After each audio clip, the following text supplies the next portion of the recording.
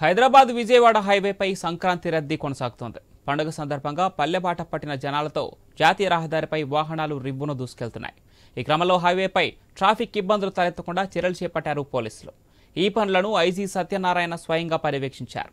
రోడ్లపై వాహనాలు నిలపకుండా చూడాలని, వాహనాల వేగ నియంత్రణకు చొరవ తీసుకోవాలని సూచించారు ఆయన.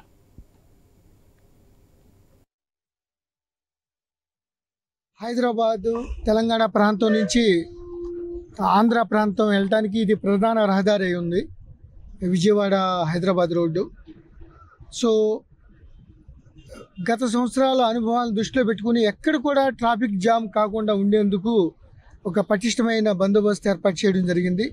నల్గొండ ఎస్పీ అట్లాగే సూర్యాపేట ఎస్పీ ఆధ్వర్యంలో 15 మంది సిఐలు, 30 మంది ఎస్ఐలు, 2 డిఎస్పీలు రౌండ్ ది క్లాక్ వెళ్ళేటప్పుడు భోగి, మకర సంక్రాంతి, కనుమ, ముక్కనుమ ముందు రోజున వెళ్ళే ఇక్కడి నుంచి విజయవాడ వైపు వెళ్ళేవి.